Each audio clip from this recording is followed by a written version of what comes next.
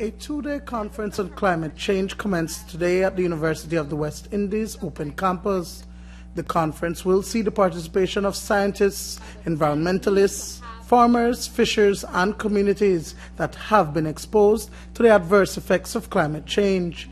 Being held under the theme Climate Change and You, the conference, which took months to put together, seeks to emphasize that the inevitable condition is everyone's business, and all must be involved to adapt successfully.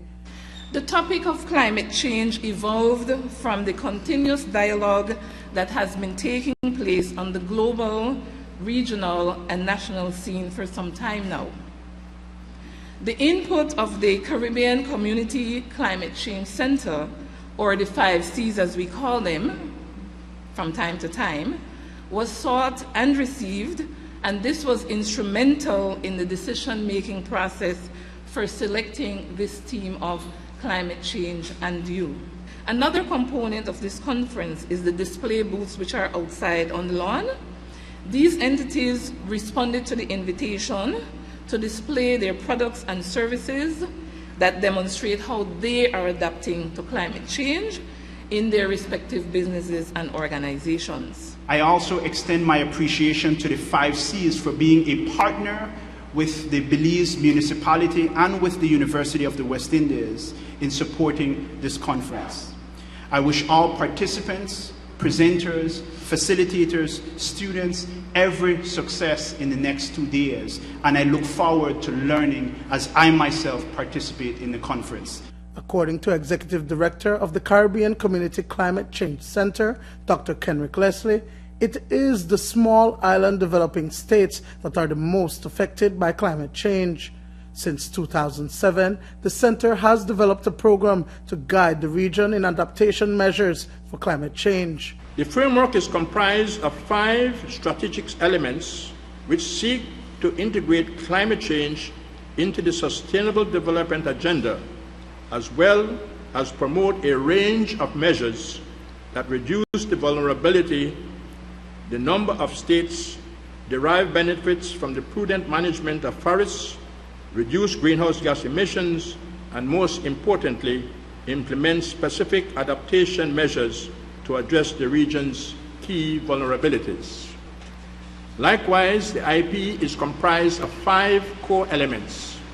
It encourages the use of the 3 1s principle to embed a coordinated approach to climate change security across governments. The United States government has been playing a role in climate adaptation, providing support and financial assistance to countries affected by climate change. We believe that the time to act is now, not later. To accomplish this goal, we advocate an approach in which all countries, both developed and developing countries, put forward nationally determined mitigation contributions well in advance of the Paris Conference to provide time for countries and civil society to consult before finalizing the agreement in Paris. And we urge the powers that be in Belize to develop such a nationally determined mitigation contribution to climate change. The key ministries tasked to create policies in adapting to climate change is the Ministry of Forestry, Fisheries and Sustainable Development.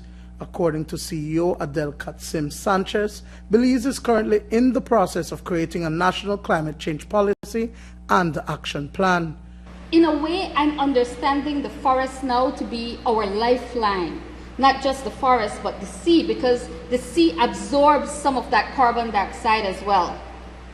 So I'm learning to have a newfound appreciation for our natural resources in Belize. As we move ahead, we understand more that we need to reduce our dependence on fossil fuels. For this reason, Belize is engaged with the 5 Cs in moving towards the implementation of a national adaptation strategy for the energy sector. So we're not just saying, well, you know, we understand that climate change is an issue. We're actually doing something about it. So we're doing things about it at the international level, sure. We're trying to influence the negotiations at that level. We're doing something about it at the regional level and locally as well. Throughout the two-day event, several teleconferences will be held with regional researchers on topics such as gender-sensitive responses to climate change, the response of the grain productive sector to the ramification of climate change, and IDB support for mainstreaming coastal resilience in tourism development. There will also be local conferences on the effects of climate change on energy, fresh water, and agriculture. Duane Moody for News 5.